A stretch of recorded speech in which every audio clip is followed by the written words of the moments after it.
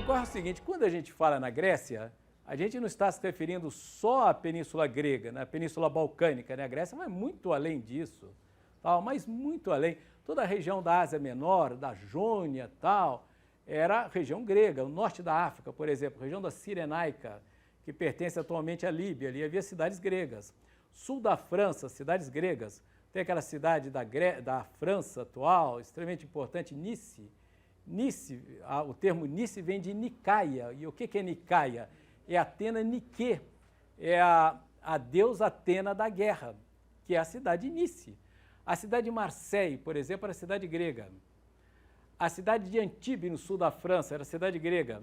E, além disso, havia a Grécia na atual Itália, né? Aqui é a ilha de Sicília, tá vendo? Aqui é a Sicília, aqui é a Península Grega, etc. tal. E uma série de cidades aqui, por exemplo, Selinute, era cidade grega. Agrigento, que chamava-se na época Ácagra, era uma cidade grega. A cidade de Siracusa, olha, a cidade de Régio, na Calábria. Essa cidade aqui, Síbari, daí surge a expressão de sibarita, o cara que gosta de se vestir bem, de ter uma vida luxuosa, tal, era habitante grego de Síbari. Síbari, lá por volta de 600 a.C., fundou essa cidade. Estão vendo aqui, ó? Chamava-se Poseidônia e atualmente se chama Pestum. Depois foi dominada pelos romanos e os romanos mudaram o nome da cidade de Poseidônia para Pestum. Poseidônia é a cidade do deus Poseidon, que é o deus do mar, tá certo? E era uma cidade grega também da Itália. Aqui, ó, uma cidade extremamente importante que fica na Puglia, é uma das maiores cidades gregas fora da Grécia, que é Taranto, que é Tarento. Taranto é a cidade grega. Então, toda essa região aqui, ó, é do sul da Itália. Nápoles era a cidade grega, chamava-se Neápolis, até Nápoles, imagina, que também era uma cidade grega. Bom, toda essa região aqui da Sicília e do sul da Itália formavam a Magna Grécia. Eram regiões gregas, cidades, estados gregas, independentes, rivais, tudo aquilo que se passava na Península Grega também se passava aqui. Eram cidades de cultura grega e fora da Grécia, tá certo? Então é isso, olha, é a Sicília, é o sul da Itália, aqui onde é atualmente essa região da Calábria, da Puglia, essa região do sul da Itália, da Campânia, onde está Pestum, Nápoles, etc. tal, isso daí era um território grego, chamava-se Magna Grécia. Pois bem, o que ocorre, pessoal, que na Magna Grécia, parece que eu tenho até uma amiga que faz arqueologia clássica. Sabe a arqueologia clássica? Ela faz escavações no mundo greco-romano. E ela acha que Atenas atrapalha os estudos da Grécia. Que Atenas brilha tanto, ela tem tanto brilho, ela inflama tanto a nossa imaginação, que nós imaginamos que a Grécia é Atenas, e o que é um engano. Ela acha que o melhor lugar para a gente estudar a Grécia é na Itália, é na Sicília e no sul da Itália, na região de Magna Grécia. Por exemplo, esse templo é um templo grego, que está na atual cidade de Agrigento, tá legal? É construído em 450 a.C. Olha aqui, ó, a gente percebe claramente, olha, aqui é a cela da deusa. Qual é o nome que se dá a essa cela, esse espaço interno? Esse espaço, hein? É o naos. E aqui o opstódomo, tá vendo? Ele é um templo períptero circundado por colunas. E aqui havia também um telhado em duas águas. A gente percebe claramente as divisões internas do templo. Esse templo está na cidade de Agrigento. Olha aqui, novamente é o templo, chama-se Templo da Concórdia, está na cidade de Agrigento. A gente observa a cidade lá no fundo, olha, a cidade moderna de Agrigento. Aqui, você se lembra da cidade de Pestum, Poseidônia? Nós não mostramos agora há pouco Poseidônia? Pestum, ou não? Se lembram? Que foi fundada por Síbari. Os Sibaritas, eles fundaram a cidade de Poseidônia. Poseidônia está ao sul de Nápoles. Está lá atualmente próximo ao Golfo de Salerno. E aqui são 2 templos de Poseidônia. Esse templo aqui, ó, é de 550 a.C., é dedicado à deusa Hera, que era a mulher dos Zeus. E esse templo aqui menor é dedicado ao deus Poseidon. Olha aqui, ó, estava o altar. O culto era feito na parte na parte de frente do templo, nunca dentro do templo, porque era a ideia que o templo era habitado pelos deuses. No caso específico aqui, ó, há um número de colunas nessa parte menor do retângulo ímpar, é o que na realidade distingue esse templo dos demais, porque ele tem eixo simétrico. Geralmente os templos, eles têm um número de colunas pares. Por exemplo, no caso específico do Párteno, dos lados menores do retângulo são 8 colunas, não é isso? Então são 2 templos existentes ali na região de Poseidônia. Esse é novamente o templo dedicado a Poseidon, de 450 a.C., também em Poseidônia, que é a atual cidade de Pestum. Chamava-se Poseidônia, mas quando os romanos dominaram, passou a se chamar Pestum. E é um templo dórico, olha lá, olha a coluna canelada. É um templo dórico? Não sei. É um templo dórico, tá vendo? É um templo dórico de Poseidônia. Aqui, olha, são 6 colunas no lado menor do retângulo. Tá legal? É isso. O que ocorre é que nessa região de Pestum, de Poseidônia, foi encontrado em 1968 um túmulo decorado com afresco. E aí foi a grande novidade da história cultural grega. É pela seguinte razão: quase a totalidade da pintura grega fora dos vasos se perdeu. Tá, os mosaicos gregos, eles se perderam quase que inteiramente. Em 1968, com escavações feitas ali em Pestum, portanto na antiga Poseidônia, foi encontrado o túmulo do mergulhador. Chama-se a tumba do Tufatore. O Tufatore está aqui, ó, o mergulhador. Tá vendo? Era um túmulo que era decorado 2 paredes maiores e 2 paredes menores. E no teto havia essa representação do mergulhador. Quer dizer, um mergulhador entre 2 árvores, estão vendo? Tem aquela estrutura ali que é uma espécie de trampolim e ele está pulando, ele está mergulhando, por isso chama-se a tumba do mergulhador. Essas paredes foram tiradas do túmulo, ele foi encontrado em 1968 e foram levados para o Museu Arqueológico de Pestum, quer dizer, não se encontra mais no interior do túmulo. Uma coisa curiosa é que em 1968, aquele cineasta italiano, Federico Fellini, estava rodando o Satyricon. Você conhece o Satyricon? Em ironia, assistiu o Satírico do Fellini? Em 1968 ele roda o Satyricon. E aí foi encontrado o túmulo em Pestum.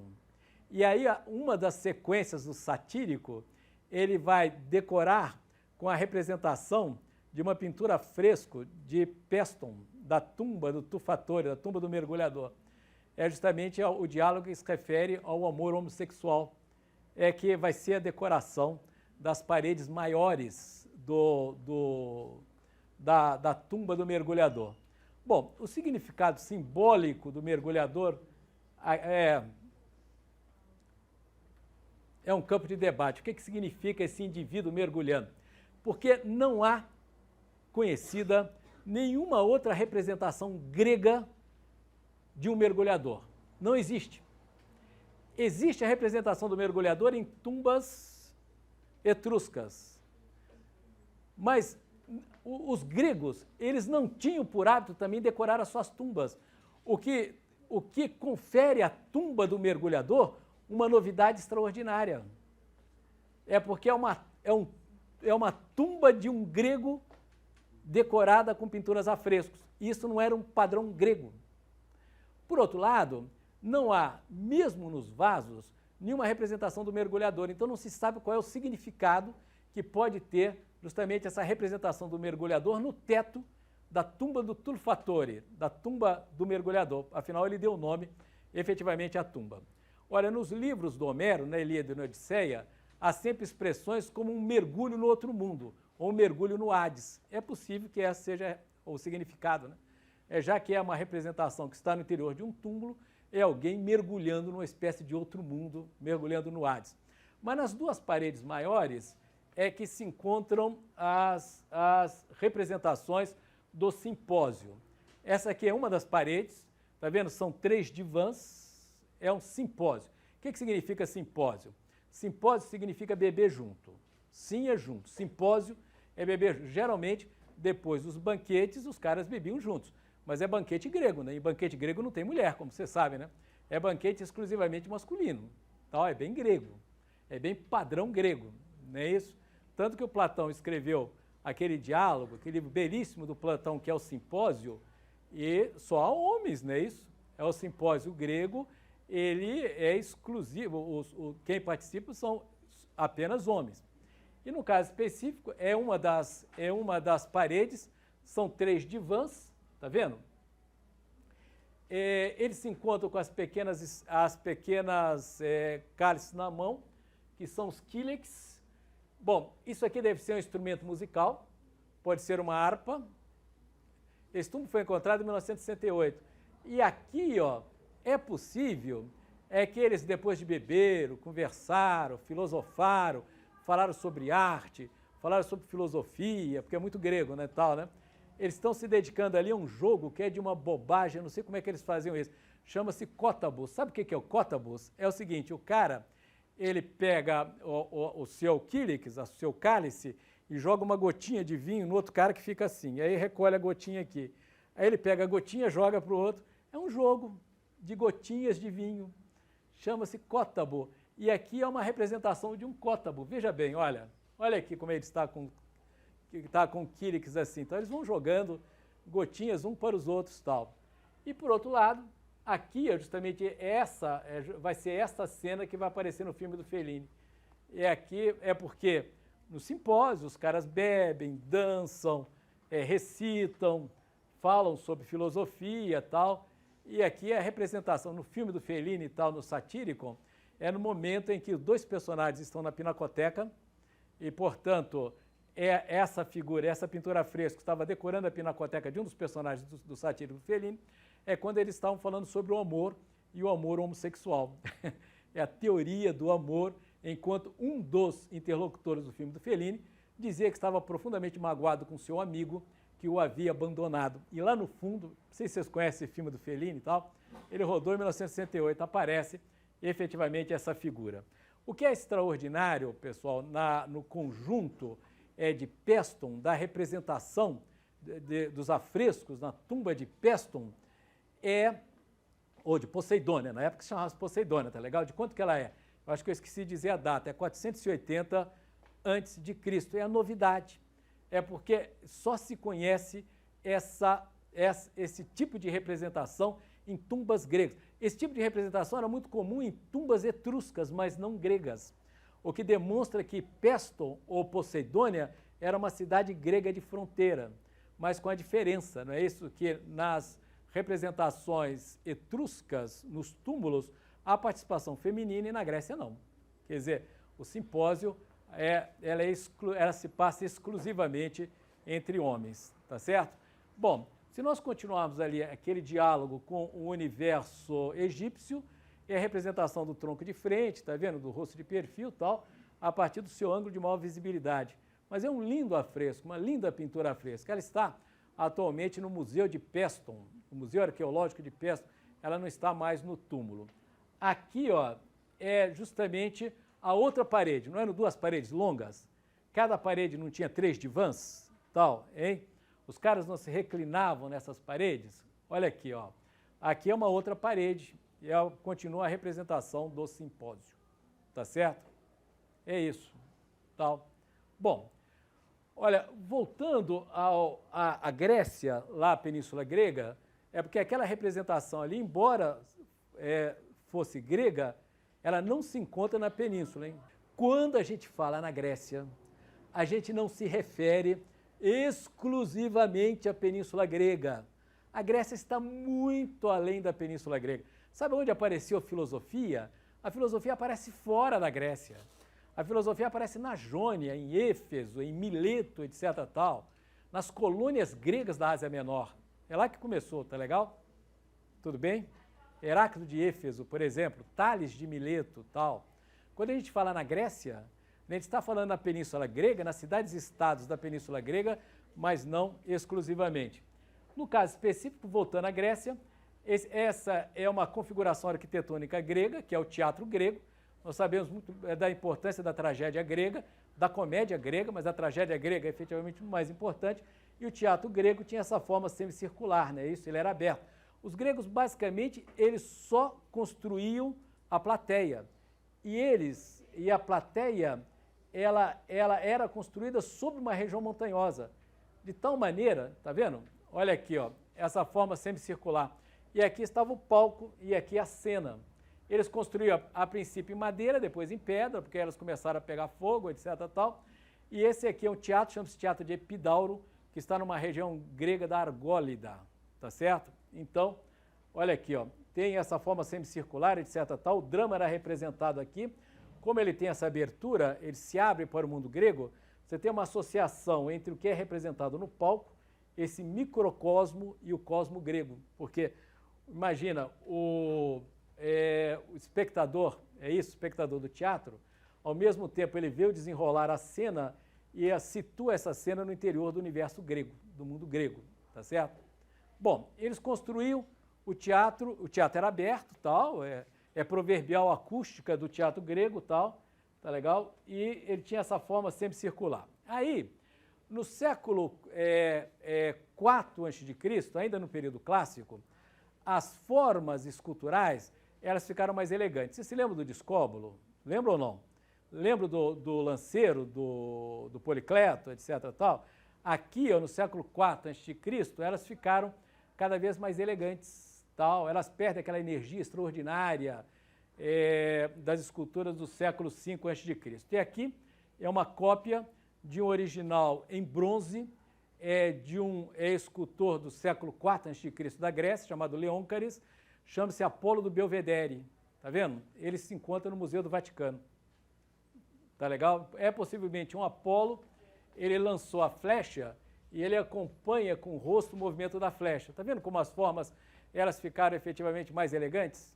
Mas no interior daquele cano de Policleto, o cano das 7 cabeças, a divisão do corpo em 4 partes, em as partes tensionadas, em partes em repousos, aquela associação entre movimento e estabilidade, e novamente eles continuam atribuindo à escultura aquele caráter, aquele significado ético, quer dizer, padrão de comportamento. Essa escultura foi considerada no século XIX a obra de arte mais perfeita.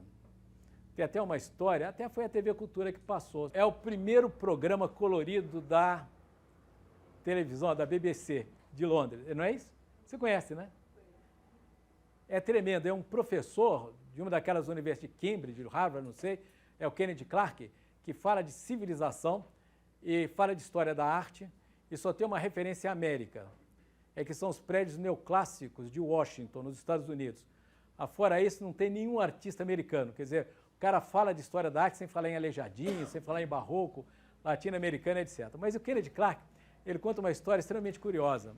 Ele falou que, no século XIX, a obra de arte considerada mais perfeita era o Apolo do Belvedere, que é uma cópia romana em pedra de um original grego em bronze, que é essa figura aí. E foi considerado o modelo perfeito da beleza masculina, né? O cara mais bonito do mundo era Apolo do Belvedere. Era uma espécie de Vênus de Milo, que se referia à beleza feminina, e o Apolo do Belvedere, a beleza masculina, que é esse jovem aí. É possivelmente um Apolo que atirou a pedra nunca, um Apolo não atira uma pedra, ele atira uma seta dourada, e a seta faz o movimento, e ele acompanha o movimento da seta com o olhar. É uma suspeita. O original se perdeu, né? Isso é uma cópia romana e tal. Mas o Kenneth Clark contou a seguinte história. Quando Napoleão Bonaparte ele invadiu Roma, porque o Napoleão, o general da Revolução Francesa, prendeu o Papa.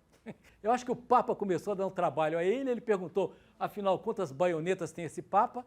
Aí disseram, o Papa não tem nenhuma. Ele foi lá em Roma e prendeu o Papa. Serve prisão do Papa pelo Napoleão Bonaparte. Pois bem, o Kenneth Clark conta a seguinte história. Quando Napoleão tomou Roma, sabe o que ele fez? Ele roubou essa escultura. Que essa escultura está no Vaticano. Ele foi lá no Vaticano, pegou o Apolo do Belvedere, levou o Apolo para Paris e colocou o Apolo no seu quarto, nos seus aposentos. Era considerada a obra de arte mais bonita do mundo. Quando Napoleão foi derrotado, o Apolo voltou para o Vaticano. Atualmente ele está no Vaticano. Mas qual a história contada pelo Kenneth Clark? Se nós quisermos saber como que o movimento cultural e artístico se transformou do século XIX para o século XX, basta a gente aplicar o seguinte método.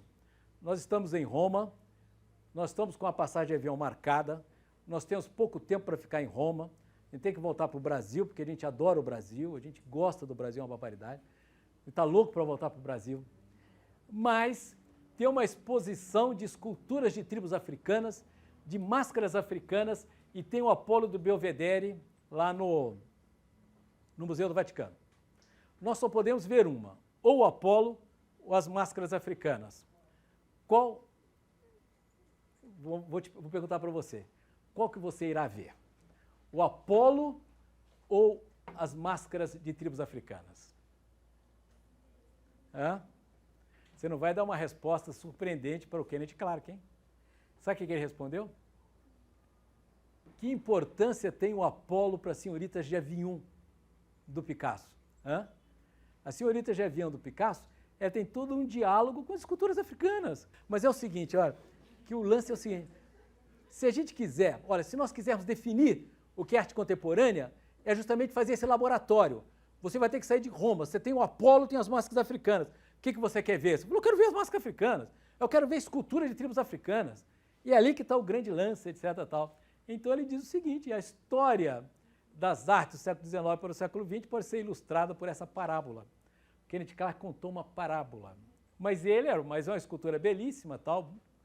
E tem ali os princípios, se nós continuarmos usando aquele metodós lá do diálogo com o Egito, tem essa disposição do corpo a partir de seus ângulos de grande visibilidade e, ao mesmo tempo, esse jogo dialético entre estabilidade e movimento. E esse padrão da escultura como modelo de comportamento. Como é que você ensina os gregos a se comportarem? Por meio das suas expressões esculturais. Tá legal? Você tem transformação, você tem movimento, mas tem estabilidade. Como é que é possível um movimento na estabilidade? Tá legal? É o que essas esculturas efetivamente representam. Tá certo? Vocês se lembram da divisão das partes do corpo humano em 4, tal? Se uma estiver tensionada, a outra vai estar em repouso, etc, tal. Tá legal? Bom, essa escultura Apolo do Belvedere, que é considerado o modelo mais perfeito da beleza masculina, tal, ela está no Museu do Vaticano. Aqui, ó, está no Louvre, é uma cópia de uma escultura em bronze do Praxíteles, que se chama o Apolo Sauróctone.